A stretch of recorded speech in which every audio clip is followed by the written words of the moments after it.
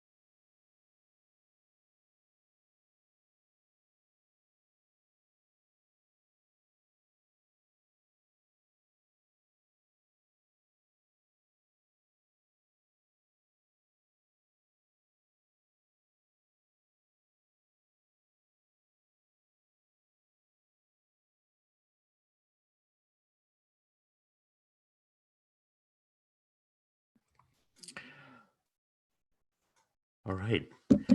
Assalamu alaikum, everyone. So first of all, I'm just going to get myself set up here on my end and make sure that we are broadcasting. I just want to get a sense from all of you. You can all see the shared screen. I'm gonna lean on my friend Noshad, who has just joined us. Good to see you, my brother. You can see the screen, right? Awesome. Thank you.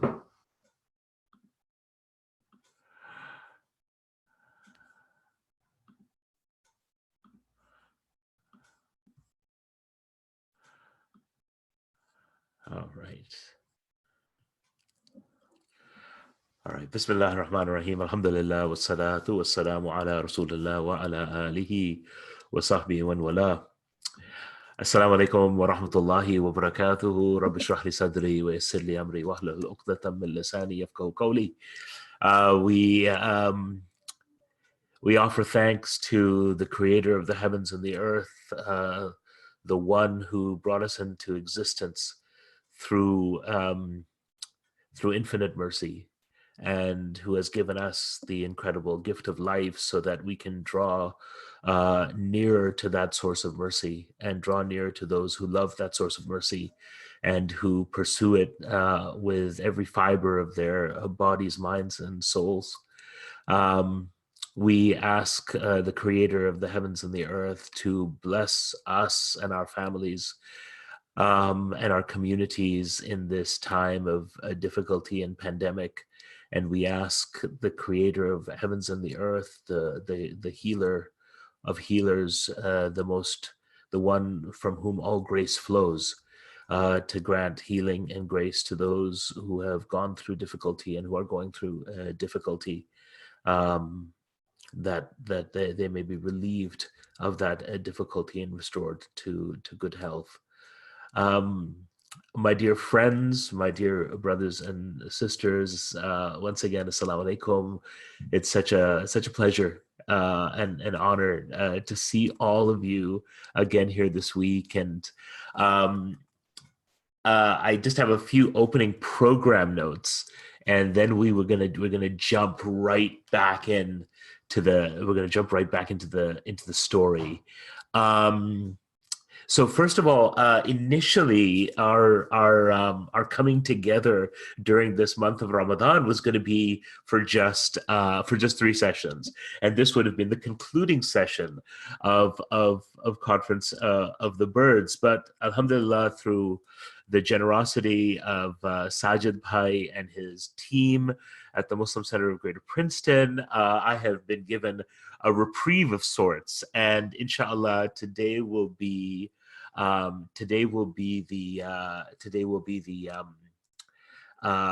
third of 4 sessions, inshallah, that we will be having. So, which is exciting for me because it allows me to explore the story of Sheikh Sanan in a deeper way today, and that allows us also then to sort of look ahead to the rest of the book next week, and so to chart out the course that the birds take in their desire to see the Simorg. The second program note is that I just want to acknowledge and really thank so many of you who've reached out over the last few weeks. I know many of you have ordered translations of the Conference of the Birds. Many of you have been reading through it. Some of you have told me that they won't read beyond the story of Sheikh Sanan until we sort of discuss it together, which I really appreciate. And I hope today that we'll get through that story so that the rest of this incredible text will open up for those of you who are following along, and then we'll have a lot to discuss next week. The other thing I want to say is that for the first part of the presentation of the conversation, I'm just going to present. I'm going to present. Through the story, and then inshallah we'll try to leave a good chunk of time today at the end for discussion, for conversation, for your reflections, and so on. When I'm presenting, I often am not able to keep an eye on participants, so if you have something to add, just drop it into the Zoom chat and I'll get a notification. Brother Zafar is asking about recordings of the final session. That was actually the third thing I was going to mention before jumping in. So thank you, Zafar, for that fortuitous reminder. The previous 2 sessions are located on the Muslim Center of Greater Princeton's Facebook page, and it's on their incredible YouTube channel, which has incredible content from Imam Mendez, the Imam of this incredible community and a dear friend for about a quarter of a century. And from others. So that content is available. So feel free to sort of have a look at it, and if you want to catch up particularly on our conversations. That's it for program notes. And like I said, if in the next sort of 40 minutes or so, there's anything that you want to insert or add, just drop it into the group chat, and inshallah we can pick it up during the conversation. So, my friends, last week we had come to a very important moment in our narrative so far. The Conference of the Birds by Fariduddin Attar tells the story of the wondrous diversity of birds of creation who come together under the leadership of the Hupu to go and find the Simurg, the greatest of the birds, the one who will unite them and the one who will open the pathway of guidance for them so that they can engage with their creator and understand what their place is in creation. And also they seek a relationship with the Simurg because they are ultimately trying to resolve the deep anxieties, fears, and sense of despair they have about the lives they are leading. They realize and they have a spiritual awareness of their spiritual deficit. They have an awareness that they are imperfect and that they need to become more perfected in order to understand the true nature of things and ultimately then to understand their true purpose. And the Hupu has now addressed each of the birds, has addressed each of their concerns. The birds excitedly have come together and now have begun on the journey. And now the Hupu has introduced some more information, which has caused the birds again to doubt themselves,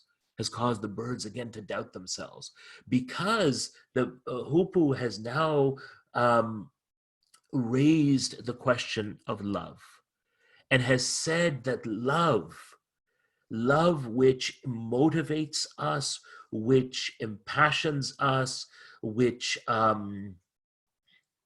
moves us to seek better, to know better, and ultimately to seek the source of love, that love is a path that is filled with great difficulty.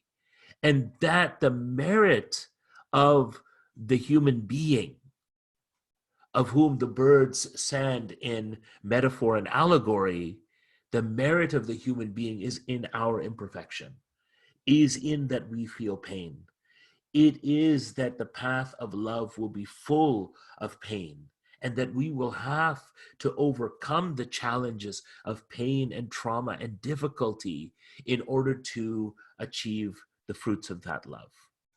And so there's four sort of themes I'd like us to keep in mind as we go fully into the story of Sheikh Sanan, the great parable, the great metaphor, the great allegory, which forms the most significant and certainly the longest story in the Conference of the Birds. And as we said over the last 2 weeks, the Conference of the Birds itself, much like other Persian literary traditions, is a poem which contains in it one sort of a master story, and contains within it hundreds of other stories, which then take us along the narrative flow. And the narrative flow, as we said before, is the birds coming together in order to find the Simurg, the greatest of the birds, the guide, the one who will open the door to understanding the truth of their very existence.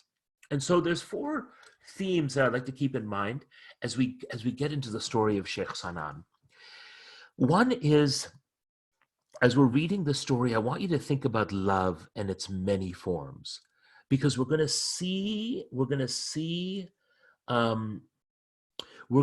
observe love in its many forms through the story. There's going to be human, passionate love. There's going to be love for place. There is going to be love for one's friends. There's going to be love for God. There's a lot of love in this story, and I want us to keep in mind that love has many forms, and that this story, in a way, reveals to us a number of forms of love and devotion. The second thing I want us to keep in mind is the teacher may not be who you think the teacher is. In this story, we have Sheikh Sanan. He has 400 disciples. He lives in the holy city of Mecca. He's a teacher of teachers. Other spiritual masters seek him out. Other scholars seek him out. Those who want clarification on matters of the sacred law seek him out. So he himself is a teacher. And yet, when he falls in love with this young Christian woman, the teacher in some ways becomes fallen. But in other ways, the story is reminding us, don't think so easily about this question of who is the teacher. Because there's a number of teachers in this story, and I want us to think about who the teacher might be. And the teacher might not be who we think the teacher is. The third thing I want us to keep in mind is that the process of transformation according to Attar, as described in this story, is a painful one. And this mirrors and amplifies in poetry the message of the Quran to us. The Quran challenges us and says that, do you think that you will be faithful and that you won't be tested? That the very nature of life is to be tested. And will be tested by those things that are most dear to us, by our partners, our those who we love. We'll be tested by our children. We'll be tested by our wealth. We'll be tested by our family.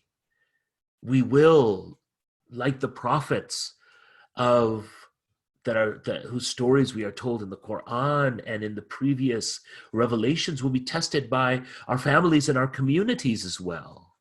So that test is not merely a test to see how we will respond, but the test itself is offered to us as a means for transformation. That in the meeting of those tests, and sometimes in the failure of those tests, as we'll see in just a moment, that it is in the failure, it's in our failure of those tests, and in the return to Allah that comes from that failure, the return to Allah, the act of tawbah, of return to Allah, the act of asking for forgiveness, the act of asking for respite, the act of expressing gratitude for the gifts that we've been given. That in this turning to Allah is transformation. But that transformation is painful. And we're going to see here in the story and witness a painful series of transformations. And finally, I want us to think about friendship. And I want us to think about friendship and sohbat, company. I want us to think about what friendship and company really means. And in fact, how friendship and company, sohbah, is itself one of the forms of love. Where we left the story last week, Sheikh Sanan has seen a dream. The dream has caused him incredible pain. And he must now pursue the portent of that dream, what that dream is asking him to do. And he knows that when he arrives at the place where the portent of the dream will come to pass, that it will be a pain. It will be a deep pain, that it will result in a deep trauma, and yet he pursues it. He sees the dream again and again, and he is called to it. And in fact, he tells his followers, something has befallen me. I must go to Rome to see what can be done. I must travel to the West and see what can be done. And where we left the story last week, we left the story with the Sheikh Sanan arriving in a village in this place called Rome, referring to the Christian West. And there his eyes fall upon a Christian woman who the text tells us is pious and spiritual in nature. And again, I want to underline that because things are going to happen which apparently are going to make us question her piety and her spiritual nature. But I want us to keep that in mind, that his eyes fall upon this woman who's pious and spiritual nature. She's sitting on a beautiful balcony in front of a beautiful home. She's filled with the spirit and devotion to her Lord. And he gazes upon her but for a moment and falls in love. And that's where we left our story. So let's see what happens to Sheikh Sanan from this point forward. And I've just highlighted the various chapters that we're going to try to just kind of touch on as we move forward. And let's see how far we get today. Attar's language, of course, is the language of Persian spirituality, which is rich in evocative language of beauty, and it is rich in the evocation of beauty. And so Attar in the narrative spares no expense of language. One would say that he's not economical with language. In this case, more is more, and he spends couplet after couplet describing the beauty of this woman. We talked about last week how these classical texts often challenge our contemporary sensibilities around things like gender and objectification. And I think this is one of the moments that it's important to keep in mind. It's important to keep in mind that the language, especially in this first part of the story, is deeply evocative of a certain objectified beauty that this woman embodies. And so Attar speaks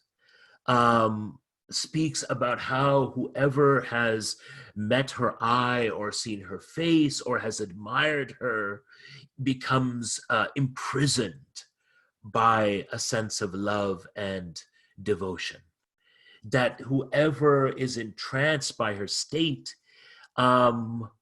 takes one step towards her and gives up his life with the next.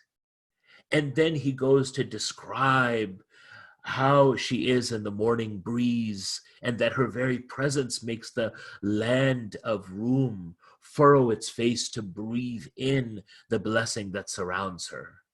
That her physical beauty is a sign of a deep spiritual well that one wants to get lost in.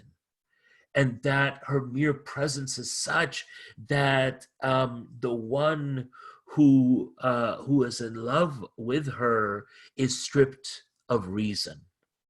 And so he goes on couplet after couplet, telling us, explaining to us what kind of presence this woman has. And essentially what Attar is telling us is that this woman's presence is so powerful. She embodies such inner and outer beauty that she is a presence from amongst the presences upon the earth, that to love this person is inexorable. It is not whether one will love, but how quickly one will love. And so what does Attar say to us? What does Attar say? He says that when he first saw her, she was wearing a veil over her face.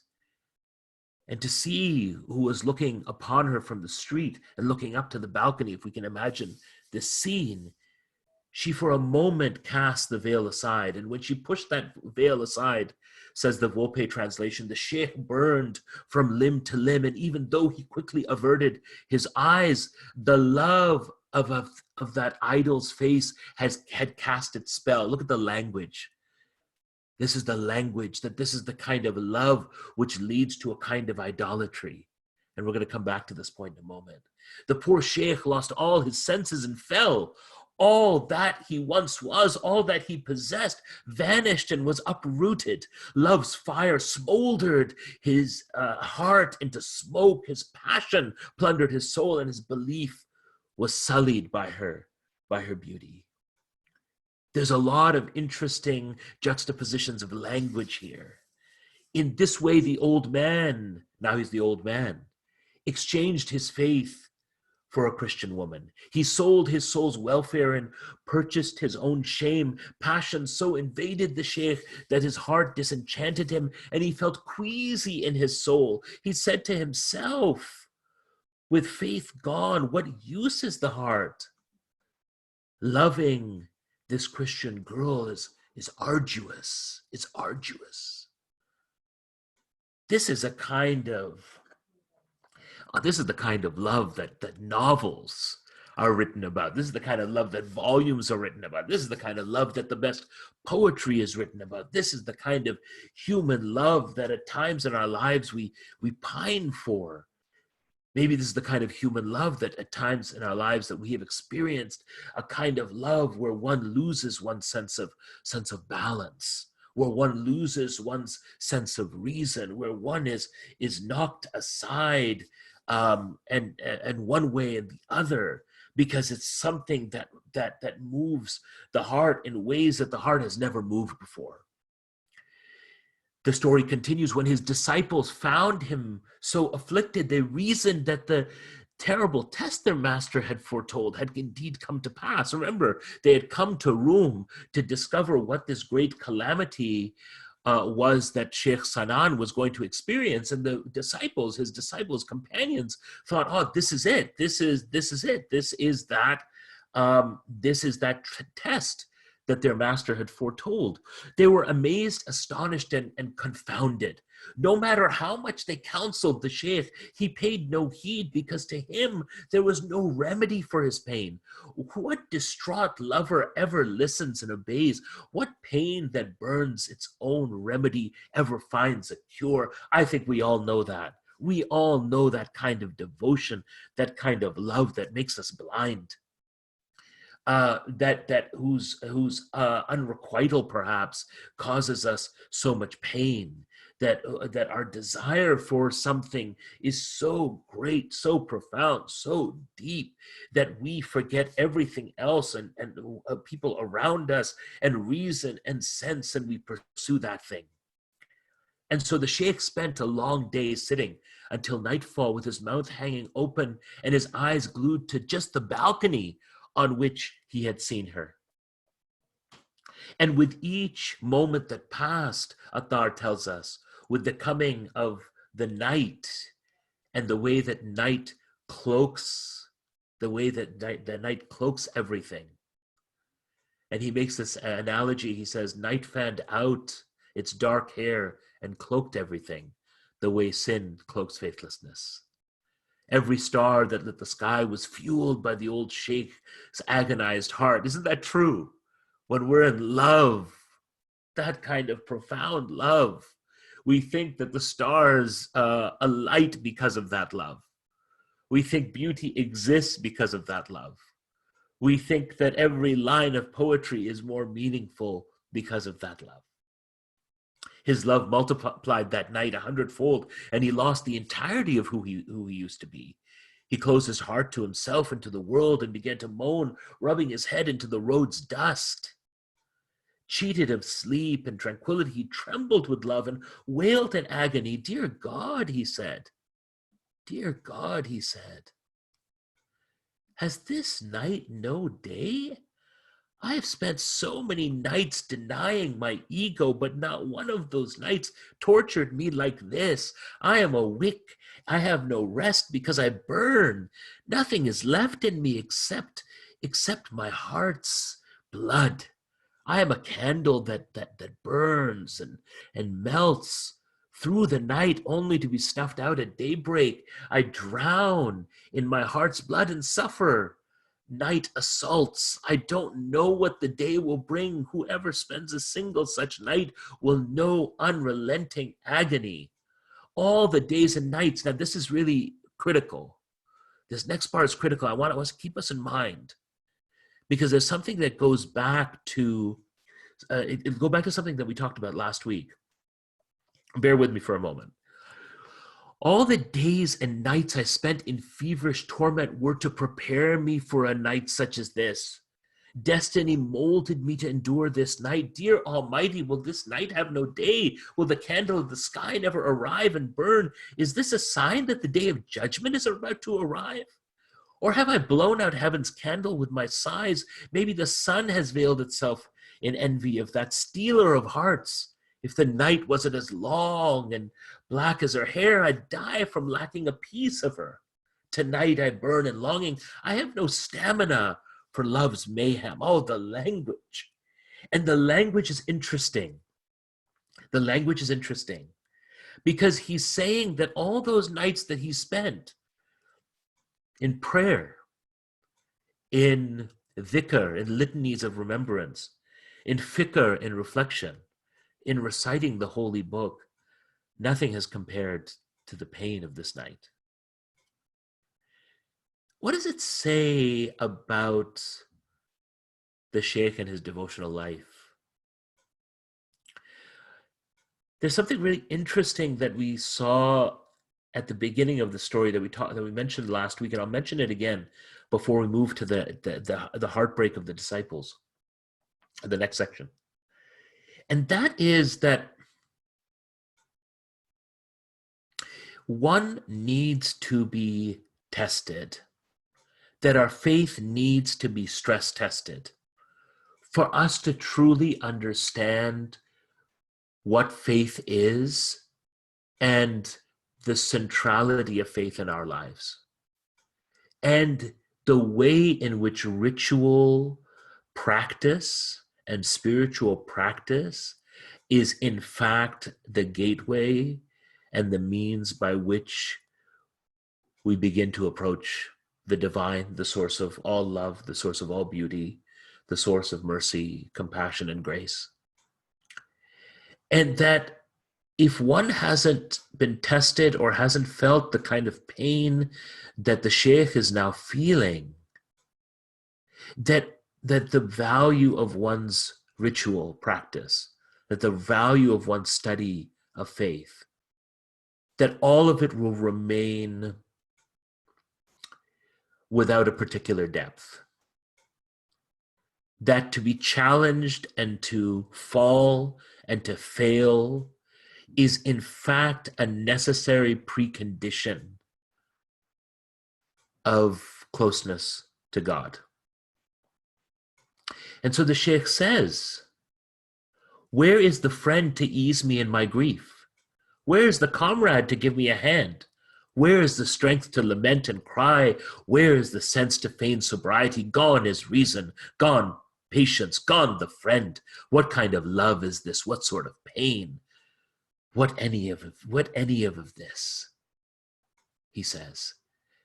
And now the disciples, those students he's brought with him, the Sheikh's disciples gathered around him in sympathy and communed with him on that night of his misery. One of them pleaded, "Rise up, great Sheikh, perform your ablutions against the satanic temptation." But the Sheikh replied, "You fool, tonight I have performed 100 ablutions with my heart's blood." Another reprimanded, "Where are your prayer beads, Sheikh? How can you find yourself again without them?" He replied, "I threw them away to free my hands, to wrap infidelity's belt around my waist." Another cried, "Oh, ancient one, you have committed a sin, repent." The Sheikh says, I have renounced modesty and all states of spiritual awareness. I have repented being a Sheikh, repented waiting for the soul ecstasy. What the Sheikh is saying is that all those years of devotion, all those years of claiming to love God, all those years of guiding others to love and to be devoted to the creator of the heavens and the earth, that he himself acknowledges now that that was all fakery. that he had never experienced in devotion what he is experiencing now. Huh? He never experienced in devotion what he is experiencing now. And therefore he goes on, because now comes the test, isn't it? This is the test.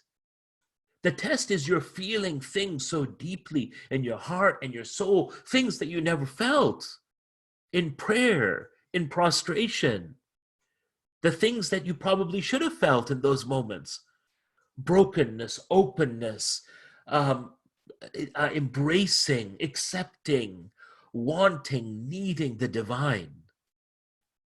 Oh, you can't know any of those things until you've tasted what want and need and love and pain is really like. And the Shaykh, for the first time in his life, is actually experiencing those things. And so it's not to prayer he returns, but to the object of his devotion. It's not to the salah that he turns, but the acts of prayer towards the object of his devotion. And then in a powerful question and answer, and this has stayed with me for, over 25 years since the time I first read this.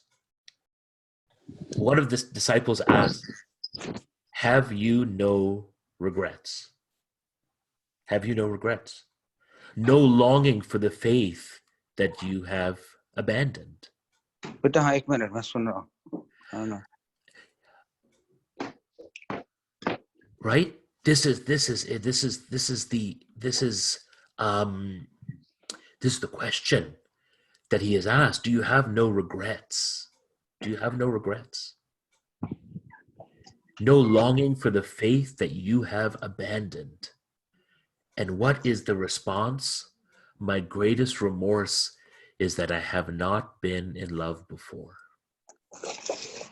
I have not been in love before. And that for me is just such a heartbreaking response, because you realize that you can learn the rituals, you can learn the acts of devotion, but they can't remain merely acts. That something has to train us and open our hearts to the experience of love so that we understand what faith is all about. And so the disciples continue asking questions, and he continues to respond one after the other, reneging, withdrawing from them, withdrawing from acts of faith and devotion. Finally, the disciples say, "Let's go back to Mecca. Let's go back to Mecca tonight." And he goes. There's no holy city for me anymore. Now there is only the monastery. I am sober in Mecca, but I'm drunk in the temple, using that language of Persian mystical poetry, that what he is desiring now is not sobriety, but he is desiring a total immersion in love. He wants an immersion in love, because that feeling, that emotion, that's what is powerful. That's what is opening up and cracking open his heart. And he says that when asked, "Why don't you have shame before Almighty God? Be reverent towards the Exalted One." He replies, "It is the great Almighty who has cast this fire into my soul." He's aware of Allah's hand at work here. He is aware that God is present. He's not unaware that God is that as if God is not present. He knows God is present. And he's saying that why would I be feeling all these things? These openings, this pain, this rupture of my space-time continuum, where time itself has stopped and been transformed by what? This passionate love. That only God could have done this. And therefore, if God has cast me into it, I cannot uncast myself out of my own volition. And so this continues. And the Shaykh sits in front of the house of his beloved like a hermit on the dirt, and he waits and he longs for the sun of his beloved's face. And he grows thin, the story tells us, waiting. And he becomes sick. He becomes sick for the lack of seeing her. And yet she doesn't come. She doesn't come to the doorway. She doesn't come to the balcony. Attar says the dust of that idle street became his bed and her doorstep his pillow. Finally, the woman becomes aware of the Sheikh's love and, pretending incomprehension of his state, comes to him and asks, "Sheikh, what ails you? How can a Muslim ascetic like you sit at the threshold of a house of a Christian?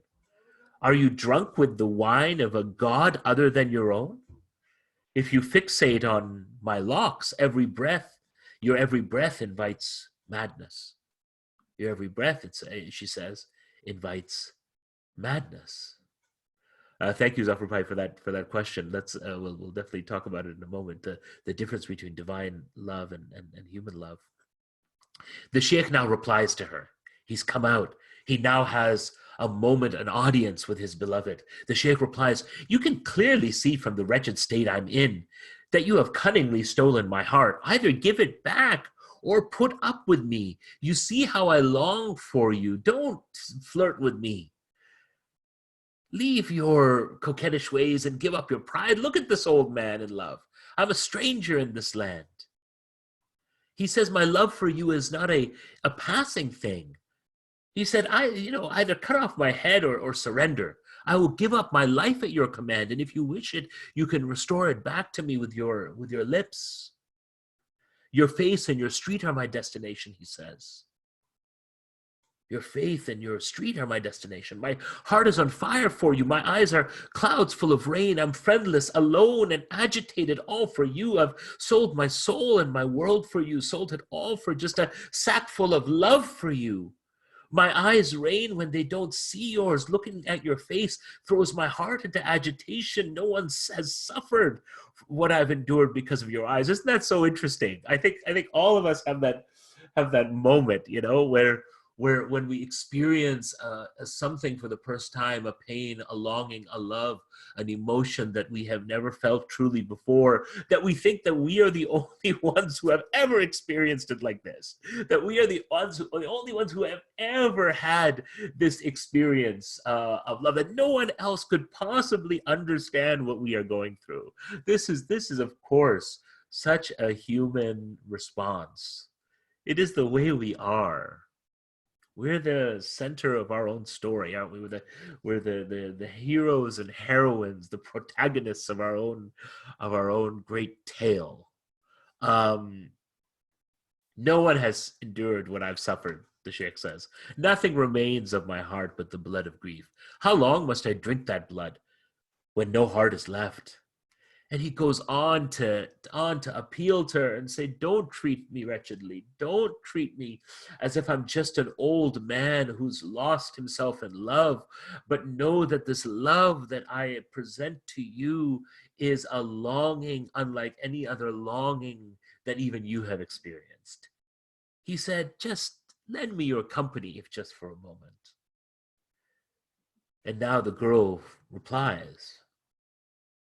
And she sees the Sheikh for who he is, an old man who's had entire life, who has a tradition of faith, who himself is learned. So she says, "Man, you've become senile. You have lost touch with the world. Your breath is almost cold, and yet you seek intimacy. Shame on you." She's like, "You're an old man. You're at the end of your life. You're in your golden years. Shame on you. Steady yourself." Now is the time, she says, to think about camphor and the burial cloth. Oh, piercing. Her response to him is piercing. And yet I want you to think about the teacher is not always the one who we think it is.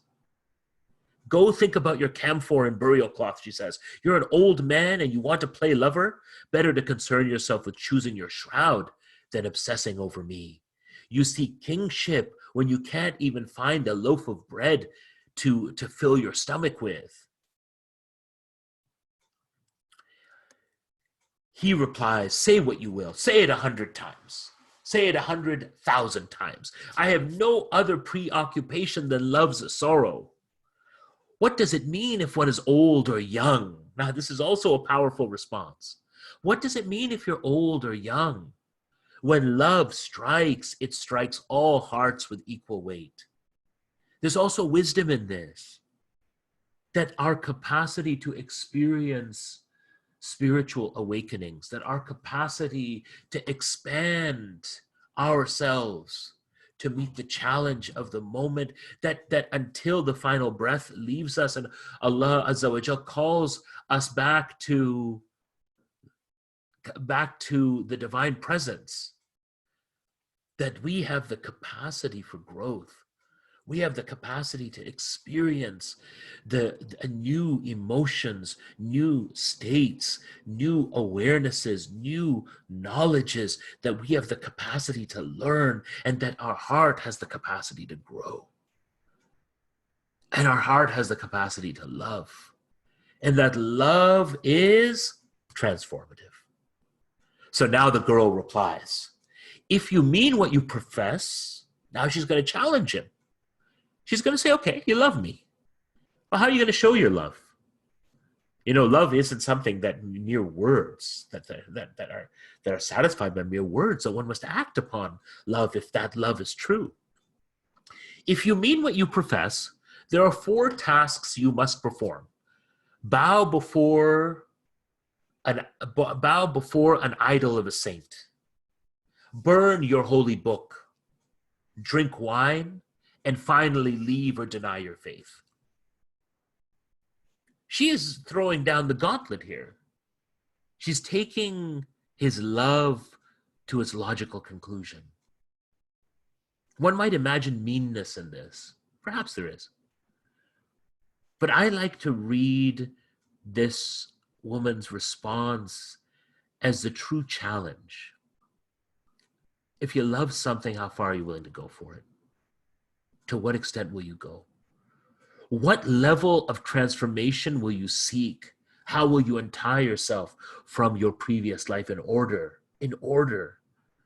to have the object of your affection? Bow before an idol saint, burn your holy book, drink wine, deny your faith. What does the sheikh say? I will lift up a cup of wine and drink, but I can't do all the other ones. Isn't that interesting? I'll do something, but I can't do the other things. And then she says again, and think about who the teacher is. If you want this affair, you must wash faith from your hands. If you don't bow to your beloved and take on her shade, your love is nothing but smoke and scent. And the sheikh then acquiesces. Then I will do whatever you ask. I will obey your command with my life and soul. My sweet love for you, I will wear a slave's ring in my ear and bow my neck for a collar made from a strand of your hair. Oh, the Persian language, even in English, is so emotive, so visual, so powerful, so compelling. Then rise, she says, if you're willing to do this, rise with me and drink. And she says that the wine will what? Will boil and excite your blood. And now his disciples are watching this scene unfold. They're watching this scene unfold. And they follow clamorously, and they're wailing. There, the sheikh, that spiritual man, goes into the temple with this woman and sees a new kind of gathering. The temple's host was infinitely beautiful and gracious. The fire of love melted away his fate's armor. Not an iota of sense or reason remained in him, and so silently he took a breath and drank a goblet of wine from his beloved's hands. He drank and he severed his heart from the past, Attar says. Wine and love mingled in his body and soul, multiplied his passions 100,000-fold. And he felt the raw torrent of love rush into his eyes. And then he asked for more, and he drank more. And he asked for more. and he drank more. And in imbibing this, in taking that step towards demonstrating his love, the sheikh in this case, who knew hundreds of religious texts by heart, who could recite the Holy Quran from memory, threw everything he knew and everything he claimed to be out the window. No more boasting. Whatever he knew, he forgot. The wine erased his memory, and whatever had once been his was washed from the tablet of his mind. Everything was cleared except his love, which now grew even fiercer. The sheikh's passion flared higher, and his soul became rowdy as the sea. He became drunk and unfuddled. He utterly lost control. And now his hand reaches for the object of his love. And yet the woman draws back and says, again, who is the teacher? You are not man enough for any of this yet. You pretend love, but do not know its inner meaning. If your love is solid and true, you then must give up your faith and convert to mine. Love's labor is not superficial work. Safety is not compatible with love. Safety is not compatible with love.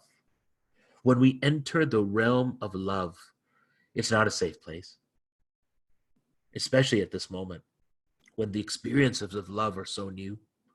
Sacrifice and sacrilege proves the strength of love. If you convert to my religion, then you might be able to touch me. If you don't want to convert, then get up.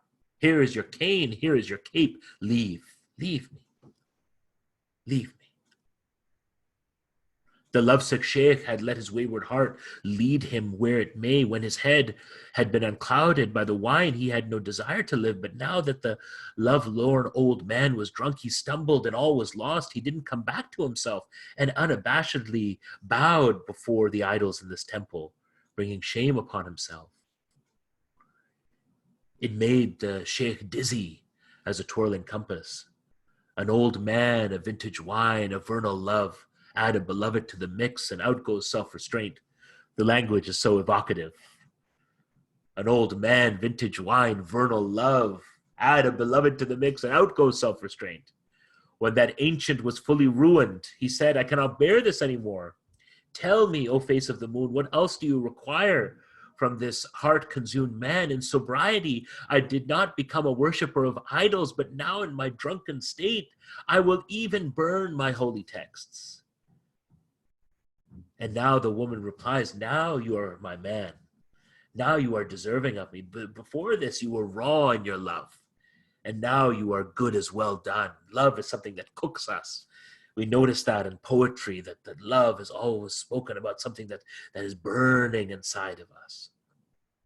In one of the great spiritual traditions, I once had a sheikh of the Naqshbandi tradition tell me that when they do dhikr, when they do the remembrance of God in their tradition, it is like the livers inside are being cooked, because much of their zikr is silent and their remembrance of Allah is silent. And so when they meditate and they reflect and they have fikr on the names of God and they say the adhkar and say the litanies of remembrance, they feel it very deeply inside themselves, and it's like they are cooking. They're cooking their liver, their internal organs. Then inside there's a heat that builds from this uns, from this intimacy with God. And she acknowledges that that's the effect love has. Before this, you were raw in your love, but now you are as good as well done. So what happens? And this is probably going to bring us to the at least the conclusion of today. And I'm glad we have another week. I often forget how much there is in the text, and there's a few things that I want to get to in terms of extracting some lessons. When the news reached the other Christians that a prominent sheikh had embraced their faith, they took him, still drunk, to their monastery and instructed him in the wearing of their clothing and the zunar, the belt, which would often visually demarcate someone who followed the Christian faith. The sheikh put his body into the ring of that belt and threw his dervish cloak into the fire. Thus, he joined their ranks and untethered his heart from his faith, the memory of Mecca and his status as a sheikh. After many years of righteous faith, this is how he was washed clean of it. Finally, he said, Grace has finally abandoned this dervish. Love of this girl has done its work. From here on, I will do whatever she commands. What else can I possibly do that would be worse than what I've just done?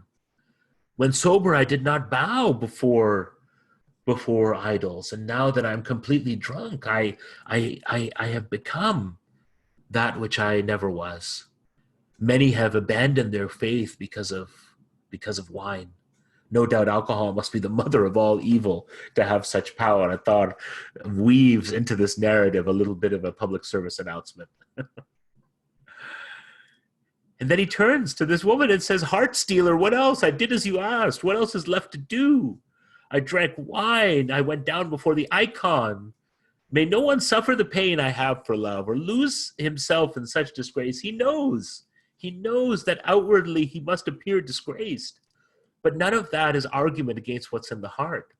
For 50 years, he says, I've walked the path, the sea of my heart, surging with mysteries. Then a spark of love ambushed me and whirled me back to page 1. Love has done this to others and will always do so.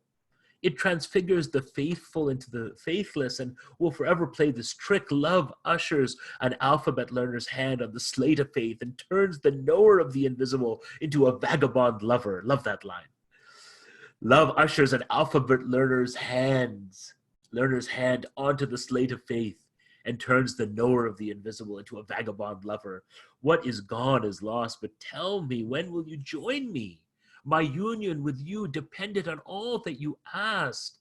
I did it all so that I could unite with you. How long must I burn in the fire of my separation? And so the woman now comes back to him and she says, well, if we're going to be married, my bride price is high and you're very poor. You don't have any money or wealth to your name. What are you going to do to accomplish the prerequisites that one must have before becoming married to someone like me? And now he's beside himself. He's like, every time you offer me a way to love, you then offer me another challenge, another demand. You give me a taste of what is possible, and then you throw something at me. I tasted blood in my pining for you, he says, trusted in your words, did whatever you asked of me. Everything is now gone for the sake of your love. Faith, unbelief, loss, gain, all of it. I've given it all up. How long will you keep me waiting and anxious? Didn't you make a deal with me? All my followers, now he's talking about the disciples. He's saying all my followers are about to return to Mecca. They turned their backs on this lost soul and are my enemies now. So much for them, and now you too. What is this betrayal? What should I do? When heart and soul are gone, where can I turn? Sublime woman, I'd rather be with you in hell than without you in paradise. Oh, he's throwing it all down now. He's got nothing more to lose. And now she offers him this final challenge. And it's this point that I'll sort of try to conclude today on, then we'll just open it up. And thank you again, Sajid Bhai, for allowing me another week. She says to him, imperfect man, for my bride price, now she gives a price. For my bride price, you must herd my pigs for a year. When the year is up, we will marry, for better or worse. The sheikh did not flinch at this command, for he well knew he who rebels against his beloved will not prevail. So that ancient of Mecca, that dignified elder, picked up a cane and made swine herding his profession for the coming year. My friends, there's a moment now in the story which I think gives us pause. Because I know what you're thinking, because I thought the same thing. And the amazing thing is Attar knows what we're thinking. Attar is saying to us, he's thinking about us. And what does he think about us? Attar is thinking, okay, if people are reading the story. This is the point in the story where they say enough is enough. When they say, okay, what is wrong with this guy? That's what Attar thinks we're going to say, and we're saying it. We're saying it. I remember the first time I read this story, and I got to this part of the narrative. I literally, was thinking that thing. It was so unusual. I was thinking to myself, कि यार, in Urdu, इसे बहुत हो गया, ज़्यादा हो गया, too much now. He's done everything. He's thrown it all away. He's thrown his faith away. He's given up his religion. He's broken the sacred law. He's abandoned prayer. Like, now you want him to herd swines? It's like adding insult to injury. Why? Why would the sheikh do this? At this point, he should walk away from the scene. He should just walk away from the scene. Why? Why? Because he knows that the game is up. He knows what's really going on. He's being pushed. He's being prodded. He's being manipulated. All of these things come to mind. Then you think, yeah, what kind of sheikh is this in the first place? What kind of guy gives up all his religious knowledge, all the texts that he has ijazas for, all the books that he read, all the time that he spent in itikaf, all the studies that he did? Yeah, what kind of sheikh is this anyways? There's a fake sheikh. There's a fake sheikh. He wasn't the real deal to begin with if he would fall at this kind of challenge. And then Attar gives us these lines. And I want, if there's anything we remember from tonight that I ask you to remember from tonight, it's these lines. This Attar speaking to us now through the word, through the mouth of the Hupu. 100 swine linger in human nature. Burn them, or else don the belt of faithlessness. Don't imagine such a treacherous fate has befallen only that sheikh. The beast skulks inside us all. The beast skulks inside us all and rears up its head when you start the journey. My friends, this is what befalls the sheikh, and Attar and the Hupu are warning us that this is what rears its head when we are at the beginning of the journey. If you don't know the swine inside, go elsewhere. This journey is not for you. But if you step into the path, and this is the thing that hits me and hit me all those years ago, and as I was preparing for today, it hit me again. It almost brings you to tears. If you don't know the swine inside, go elsewhere. This journey is not for you. But if you step into the path, you will meet 100 idols and swine on your way in love's wilderness. Slaughter the swine, burn the idol, or else become like the luckless sheikh disgraced in love. My dear friends, this is the truth. The difficult truth of the story. This is not just the story of Sheikh Sanan and the woman he fell in love with. This is about us. What are the swine inside our souls? What are those things which distract us from what's important? What are the things which draw us away from mercy, compassion, grace? What are the things that cause us to be ungenerous?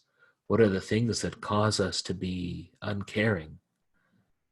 What are the things that stay our hand when we should be of service? What are the things that cause us to not be charitable? What are the things which distract us from the beautiful face of God?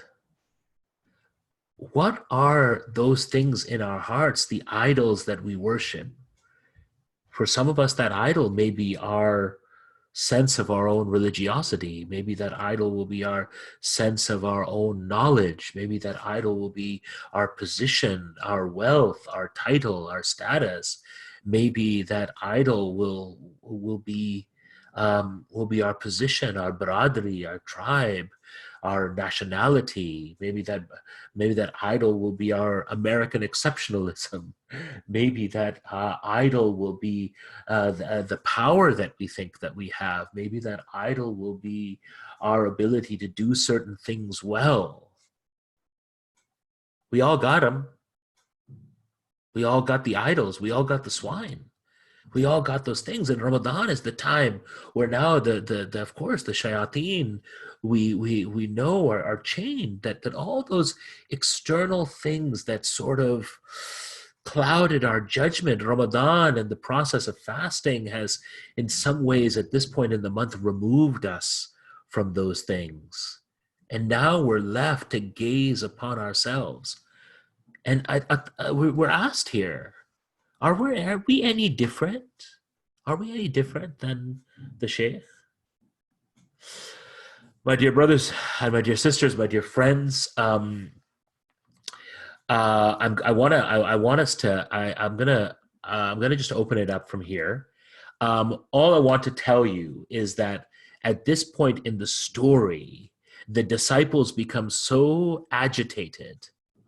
The disciples become so agitated that, in fact, they now appeal with him and say that, look, we have to leave now for Mecca. We are so brokenhearted at your condition that we can't stay with you any longer. We have to go. We have to leave because we're so upset. And is there no way that you will leave with us? And a bold one amongst them, and I'm going to end on this point, inshallah, a bold one amongst them said, you have been afflicted by weakness. We are leaving for Mecca today. Tell us what to do. Should we abandon our faith and take on the shame that you have? We worry that you'll be alone. We will don the clothing, the cloak of the Christian for your sake. But if you can't see us doing so, then we must flee without you, return to the holy city in prayer and cut ourselves off from you. They're like, this is too much. And how does the Sheikh respond? And this is what we'll end on. My soul brims over with pain, says the Sheikh. Go where you want to, but do it quickly. So long as there is life in me, this place is good enough for me. For this woman keeps my soul alive. As empathetic as you may be, you can't understand what hasn't happened to you. If for a single moment you felt what I feel, you would all become my companions again. Return home, dear friend, for I still don't know what else is in store for me. If they ask about me in Mecca, tell them honestly what happened to this vile soul. Tell them his eyes are bloodshot and his mouth is full of poison. He knows that he's in an unenviable place. He says, don't hide my story. Tell them everything. Tell them everything. And tell them that many others have fallen away as I have from the path. In a journey that has no head or tail, no one is immune from such snares and hazards, the Sheikh tells his disciples. And the Sheikh said this and he turned away from his friends, a swineherder tending his pigs. His disciples were ripped by grief, but in the end walked away from him. Souls scorched and bodies in anguish, they headed back towards Mecca and left their master alone in Rome, bereft of his faith. I'm gonna stop the share at this point so we can return back to a view in which I can see all of you. My dear friends, it's an amazing point to stop, because here is where there's the story is now going to take a really interesting turn. And I just want to say that in so many ways, when I say that the teacher is not who we think she is in this case, the teacher is this Christian woman is an incredible teacher. I mean, by her mere presence and then by the tests that the Sheikh is put through by her, ultimately, what are we seeing? We're seeing the revelation, where it is what is being revealed to us is the difficulty in this path. What is being shown to us is the reality of our state. What is being shown to us is the real challenge and the pain of transformation. And Leonard Lewisham, who's a writer and commentator on these texts, in his view of this story, he speaks about the Christian woman who's a young woman. He refers to as an elder or a master, that she in many ways is the real spiritual master here, because she is the one through this difficult path that she's placing in front of the sheikh is actually teaching the sheikh, and by extension us, what it takes to really traverse along that path. And we'll explore this more next week. The disciples will now travel back to Mecca, and they will meet the one disciple who didn't go with them. And it's that disciple who's going to teach us, in some ways, the greatest lesson of this story. Zafar Ajmal asks, what is the difference between divine love and human love? It's interesting because our teachers and certainly those who have had the privilege of sitting with will often say that human love is a doorway and an entryway into divine love, that one can't experience divine love and the love for Allah, the passionate love for God, unless one has experienced human love. It's like honey. You can describe honey. You can describe how sweet it is. You can describe the process that happens in making it. But if you have never tasted honey and someone says, "How does honey taste?" you'll never know. And therefore, when we first taste honey, we realize, "Oh my God, this is something so beautiful and rich." And then you realize that there's actually a 1,000 different kinds of honey, and you realize that there's so many ways in which one can experience these things, and in so many ways, the ways one can experience love. Sheikh Al-Akbar, in his meditations, speaks about human love as being an entryway, a portal to experiencing divine love. The intimacy that human beings share with one another, the love and the passion and the uns, the intimacy that two people may share with one another, that in itself, that experience of love, opens us to the possibilities of what it means, what divine love means, and what Allah's love for us means. That these are entry points, that these entry points of human experience are doorways for us to really explore what love for Allah and experiencing Allah's love means for us. And yet isn't that the paradox, isn't it? It's in the experience of pain and challenge and difficulty that we are opened up, that we have the capacity to ask Allah for forgiveness, that we have the alchemy, the transformative power of tawbah, the transformative power of asking for forgiveness. And like we said last week or the week before, the prayer of the righteous was often, "Oh God, I ask you forgiveness from sinfulness, knowing that I will sin again. Please take me to yourself.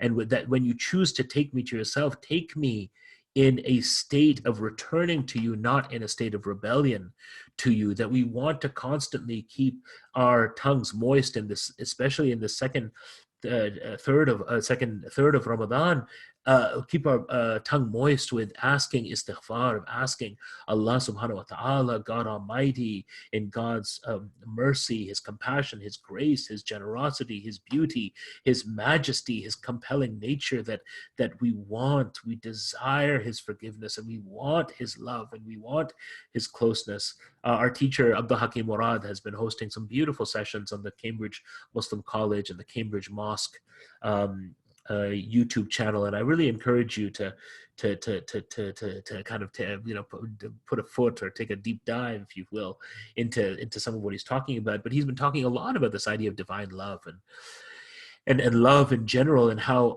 love and is this powerful animating force. That Allah's love for us is a powerful animating force. Now there's an interesting question about is hurting pigs okay, but not alcohol. It's so interesting. I can't answer that from a fiqh point of view, although I imagine they are absolutely both not allowed. But these are all. These are allegories for us. They're allegories that when the sheikh is in the story imbibes that alcohol, what does it stand for? What does it mean? You know, it's the thing that where we throw all inhibition aside. And do we throw all inhibition aside for God, or do we throw all inhibition aside for a human being? The Sheikh himself realizes that he has gone away from the path, hasn't he? That he realized that he's abandoned everything, and he's sad about it, but at the same time he's compelled.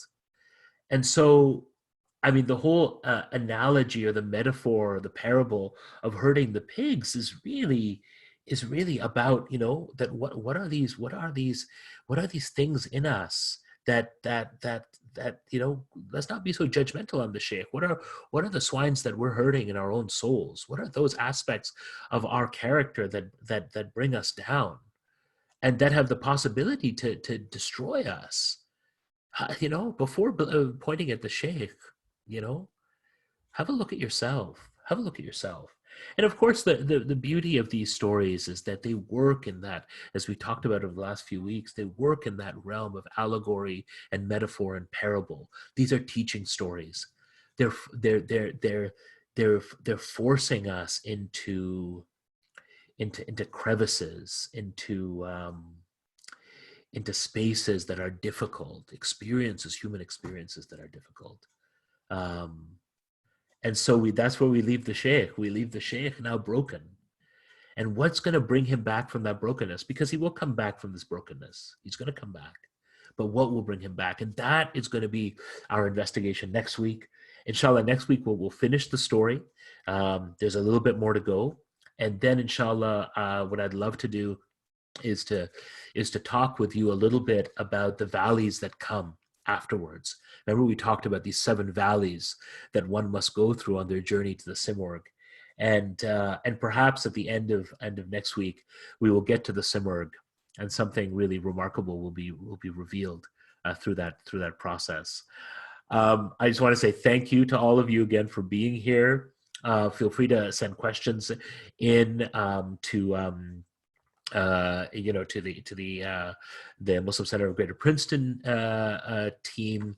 I'll put my email address if you'd like in the chat. You're very welcome to message me, and of course, you know, I don't need to caveat this, but as I've said over the last few weeks, I approach this story much as you are approaching the story, and I'm approaching the story together with you.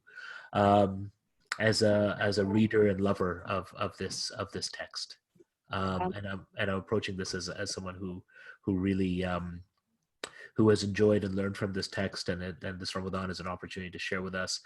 We ask Allah Subhanahu wa Taala that, oh Allah, give us the capacity. Oh yes, go ahead.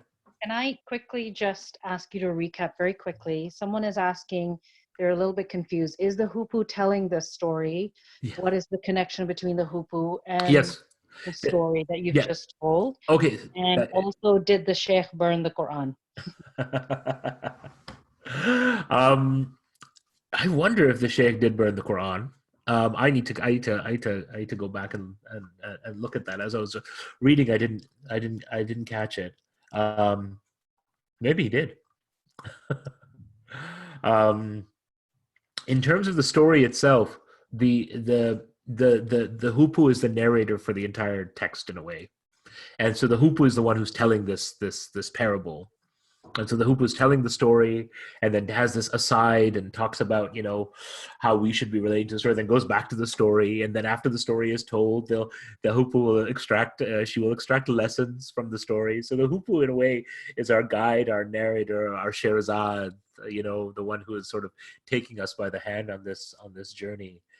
And once again, I think it's really important. We're in the realm of poetry here. We're in the realm of literature, and this is the beauty of our tradition. We have such a rich poetic tradition because this is a tradition which was a tradition of exploration, which pushed the envelopes of sometimes what our contemporary sensibilities think is allowable and not allowable to write about and to talk about. You know. People like Attar and Rumi and others, they understand the human condition, and they're pushing us. They're gonna prod us. They're gonna take us to uncomfortable places. That's the truth. That's the truth. And in so many ways, as one of our friends is saying on the chat, in so many ways, life, sinfulness, dealing with ups and downs, dealing with hurt, dealing with trauma, dealing with pain, experiencing earthly love, are all a process by which we get to know Allah. These are all doorways, aren't they? They're all doorways of getting to know God. And that's an amazing thing. That's like, it's once again, it's the paradox, isn't it? We're striving to be as perfect as we can be. And it's through our imperfections that we find the majesty, the beauty, the mercy of Allah. And if mercy is God's emblematic quality and characteristic, and certainly the emblematic quality and characteristic of our tradition, then how can we experience mercy if we haven't fallen? How can we experience mercy if we haven't made mistakes? How can we experience mercy if we haven't waylaid ourselves from time to time? The story is teaching us that it is not. This is the last thing I'll say, because iftar is coming. That the story in a way is teaching us that you and I, we're going to make mistakes. We're going to fall. We're weak. I'm weak. The closeness to God comes from returning back, from tawbah, from asking forgiveness, of standing upright, of being in the world as someone who is merciful, of being in the world with compassion, being in the world with grace, being graceful and compassionate and merciful to others, being of service to others. That it is that we don't dwell on our moment of failure. We don't dwell in our moment of being fallen. We dwell in the hope and in the absolute belief that the mercy of God is an overwhelming, powerful force, that the God's compassion is an overwhelming, powerful force, and there's not a moment. La taqnatu min rahmatillah. Do not despair of the mercy of God. That's what the Quran tells us. That's where we got to dwell. And that's the shift, isn't it? It's the shift over feeling like a victim. It's the shift from feeling pain and trauma. Not that we give that up, not that we ignore it, but let that be transformative for us. My dear brothers and my dear sisters, I've gone on long enough. I ask for your forgiveness for anything that I may have said that was untoward or incorrect. And for those of you who are reading the Conference of the Birds, I hope you'll continue reading ahead. It's a wonderful companion for this month of Ramadan. May Allah subhanahu wa ta'ala grace you with a beautiful month. May you be safe. May your family be safe.